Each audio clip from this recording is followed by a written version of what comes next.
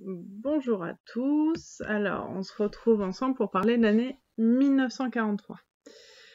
Alors, en 1943, on a eu la révolte du ghetto de Varsovie, qui se trouve en Pologne. Donc en Pologne, il y avait les juifs qui étaient regroupés dans des quartiers, qu'on a appelés les ghettos. Donc ils n'étaient pas avec la population non juive.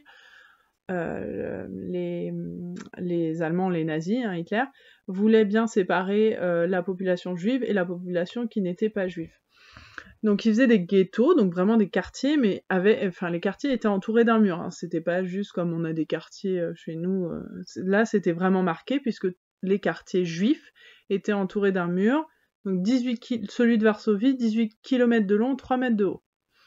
Et donc bien sûr, on n'y sort pas, on n'y va pas, on sort pas de ce ghetto comme ça. En 1940, donc ça a commencé tôt, ce ghetto, il y avait 500 000 personnes enfermées. En 1943, au début de l'année 1943, il n'y en a plus que 60 000. Je vous laisse faire le calcul. Il y a 440 000 personnes qui n'y sont plus. Donc ils ont été déportés donc, dans les camps de concentration, dans les camps de travaux forcés, où il y en a qui sont morts de faim, morts de maladie. Et à ce moment-là, en 1943, les nazis décident de vider entièrement ce ghetto-là, donc qui est plus de juifs. Donc, je vous laisse deviner, donc bien sûr, où c'est soit c'est pour les envoyer dans des camps, hein, c'est pas pour les remettre avec les non-juifs. Sauf que les juifs qui restent dans ce ghetto ont décidé de résister et de ne pas se laisser faire. Donc ils vont tenir tête aux Allemands pendant 3 mois. Ils vont réussir à tenir tête. Le 19 avril 1943, Himmler, donc le chef des SS, donc les SS c'était une partie... alors c'est un peu compliqué parce qu'il y a l'armée, il y a la police, il y a... les SS, c'était une branche militaire nazie. Ce qu'il faut savoir, et il faut bien avoir en tête, c'est que tous les policiers allemands, les militaires allemands, n'étaient pas forcément des nazis, hein. Attention. Mais dans ces armées, dans ces polices, se sont créés des groupes nazis. Donc il y a eu la SS, donc c'était l'armée allemande nazie, et il y a la Gestapo, la police allemande nazie. Donc, mais attention, tous les policiers, tous les militaires allemands n'étaient pas nazis. Hein. Il y a eu plusieurs tentatives hein, pour virer Hitler, hein, qui n'ont malheureusement pas marché. Mais tous les Allemands n'étaient pas nazis. Hein. Faites bien attention à ça. Donc, on revient à ça. Donc, Himmler, le chef des SS, donc l'armée allemande nazie, va envoyer 800 SS, donc pareil, des militaires allemands nazis, et 2000 soldats allemands, donc qui sont juste allemands et pas nazis. Et donc en face de ces 2800 personnes, il y aura 220 juifs, donc qui sont peu armés, et qui vont réussir quand même à contrer ces Allemands plus que ce qu'ils ne pensaient. 2800 d'un côté, 220, normalement en très peu de temps, les Allemands auraient pu rattraper ces Juifs, et non. Donc ils vont réussir à résister. Ils mettent au point différentes tactiques, ils se débrouillent, ils se cachent, et au final, l'armée allemande va avancer rue par rue et va incendier les maisons à chaque fois. Donc effectivement, si malheureusement il y avait les juifs se cachaient dans ces maisons-là, c'était embêtant. Mais ils vont quand même résister 3 semaines. Donc encore une fois, 220 juifs contre 2800 soldats, résister 3 semaines, c'est énorme. Le 16 mai, donc un mois après, le ghetto est totalement détruit. Il y a quand même une quarantaine de résistants qui ont réussi à s'échapper de ce ghetto de Varsovie, dont un monsieur qui s'appelle Marek Edelman. Donc cet ancien habitant du ghetto raconte dans ses mémoires « Nous avions décidé de mourir les armes à la main. C'est tout. C'était plus facile que de donner ses habits à un Allemand et de marcher nu vers la chambre à gaz. » La chambre à gaz, c'est là où on entassait les Juifs et qui étaient nus. Et dans ces chambres, on diffusait un gaz qui les faisait mourir. Donc pareil, ça, ne cherchez pas, ne regardez pas des reportages là-dessus. C'est suffisamment atroce, vous découvrirez ça ou pas quand vous serez adulte, ça suffira amplement. Alors, un deuxième point, les Alliés vont débarquer en Sicile. La Sicile, c'est l'île qui est en dessous de l'Italie. À ce moment-là, la Sicile, je vous rappelle, l'Italie, est du côté d'Adolf Hitler et du nazisme. Et les Alliés, ils vont tenter de libérer la Sicile. Pour ce faire, ils vont faire croire aux Allemands qu'ils vont débarquer en Sardaigne. Donc ils vont mettre au point des faux plans, ils vont les faire parvenir aux Allemands en le mettant sur un corps d'un clochard mort, qui va être déguisé en officier britannique, ils vont jeter son corps à la mer, et faire en sorte que les Allemands le trouvent, comme s'ils avaient trouvé le plan secret des Alliés. Alors vite, forcément, Hitler, enfin pas Hitler en personne, mais on trouve ce corps de clochard déguisé, donc on se dit oh là là, les Alliés vont débarquer en Sardaigne, donc que fait Hitler? Il enlève une bonne partie de ses troupes qui étaient en Sicile pour les amener en Sardaigne et protéger la Sardaigne. Sauf que bien sûr, le 10 juillet 1943, les Britanniques, les Américains vont aller sur l'île de la Sicile. Ils vont réussir à prendre Messine, donc une ville de Sicile, et c'est là où en gros c'était le point clé de la Sicile et le point qu'il fallait libérer. Donc en août, l'île de la Sicile est libérée. À ce moment-là, le roi d'Italie, il y a un roi en Italie, mais c'est pas le pays n'est pas vraiment gouverné par le roi. Victor Emmanuel III va demander à Mussolini, donc le dictateur italien, de quitter le pouvoir. Sauf que bien sûr, Mussolini il va pas vouloir. Hein. Et à ce moment-là, le roi va le faire emprisonner. Et c'est à ce moment-là qu'il va commencer à parler avec les Alliés.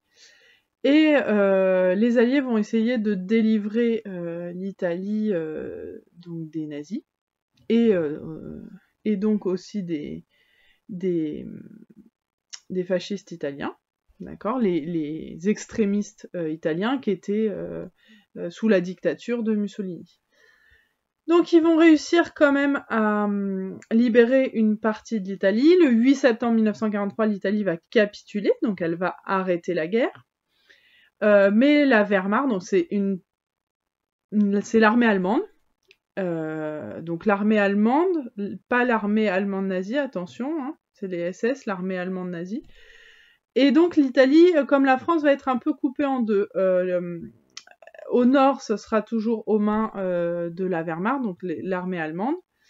Et le sud va être libéré en dessous de Rome, et ça sera séparé un petit peu par une ligne qui s'appelle la ligne Gustave, et qui va couper l'Italie en deux. Donc l'Italie, ça va être un peu comme la France, elle sera en partie occupée par les Allemands, et en partie libre. Alors, en 1943, il y a un monsieur très important, un nom très très important à retenir, c'est le nom de Jean Moulin. Donc ça vous dit certainement quelque chose, parce qu'il y a des rues, des écoles qui s'appellent Jean Moulin. Jean Moulin, c'est un monsieur qui va organiser la résistance en France. Donc je vous rappelle que la France est partagée en deux. Au nord, elle est occupée. Au sud, elle est libre. Les Français sont en gros soit d'accord avec le gouvernement de Pétain et le fait que on collabore avec les Allemands. Et il y a ceux qui ne sont pas d'accord et qui sont du côté du général de Gaulle, qui est parti en Angleterre continuer de soutenir les Britanniques. Et il y a des soldats qui sont allés rejoindre les Britanniques, mais il y a des Français qui sont restés en France et qui vont s'organiser pour faire des actes de résistance. Donc Jean Moulin, lui, on l'a envoyé, donc il était au Royaume-Uni, et on l'a envoyé en France en 1942. De Gaulle lui a confié la mission d'unifier la résistance, parce qu'en gros, il y avait plein de petits réseaux de résistants, et le but c'était de faire un gros réseau de résistants pour être plus fort et arriver à faire tomber un petit peu les nazis en France, quoi. Reprendre le pouvoir en France. Donc pendant un an, Jean Moulin il va voyager en France, d'accord, sous de faux noms, donc il va pas dire salut, je m'appelle Jean Moulin, j'organise la résistance, hein, parce qu'il faut bien penser que les résistants ils se cachaient, hein, on criait pas sur tous les toits qu'on était résistants, parce que justement il y avait ceux qui collaboraient et qui disaient ah bah lui il est dans la résistance, et on venait embarquer la personne qui avait été dénoncée. Donc c'est vraiment la résistance, c'est vraiment en cachette, c'est des petits actes, faut éviter de se faire prendre, hein. Donc il va rencontrer plein de réseaux de résistants comme ça, qui vont continuer leur mission de sabotage, de tuer des soldats allemands, de distribuer des tracts. Il y a eu plein de choses de faites. Il y avait des femmes aussi, beaucoup de femmes dans la résistance. Et en gros, en 1943, après que Jean Moulin ait fait un petit peu le tour de tout ça, on pense qu'il y a à peu près 30 000 résistants en France. D'accord ? C'est un nombre un peu... enfin, pas très précis, parce que justement, comme c'était caché, on ne pouvait pas dénombrer exactement le nombre de résistants. Il y a donc différents groupes de résistance, donc il y a le combat, libération, franc-tireur, et Jean Moulin il va réussir à faire un groupe de résistants qui va s'appeler le MUR, Mouvement Uni de la Résistance. 4 mois plus tard, donc le 27 mai, ils vont encore créer un autre nom qui va s'appeler le CNR, le Conseil National de la Résistance, et c'est De Gaulle un petit peu qui gère tout ça. Le 21 juin de l'année 1943, Jean Moulin il a été trahi, donc il y a quelqu'un qui l'a dénoncé. Et la Gestapo, donc la Gestapo c'est une branche de la police allemande qui est nazie. Pareil, hein, dans la police allemande, tous ne sont pas nazis, mais ceux qui sont allemands et nazis, c'est un groupe qui s'appelle la Gestapo. Et donc ils vont arrêter Jean Moulin près de Lyon. Il va être interrogé, il va être torturé, donc par le chef de la Gestapo qui est à Lyon, qui s'appelle Klaus Barbie, et il ne va rien lâcher, donc il ne va rien dire, il va se faire torturer, tout ça, et il va finir par mourir, mais il n'aura donné aucune information sur ce qu'il savait, donc il est mort pour la résistance, pour la libération de la France. Donc c'est un nom très important à retenir. C'est une des figures de la résistance en France. Donc voilà pour l'année 1943. Donc les ghettos. Donc ça commence à sentir un petit peu mauvais pour l'Allemagne et pour les nazis, parce que ça commence à se rebeller. Notamment l'avantage pour les Alliés, c'est aussi que l'Italie va arrêter de combattre en capitulant, et la résistance vraiment s'organise dans le pays. Voilà pour l'année 43, et puis on se revoit plus tard pour l'année 1944. Au revoir.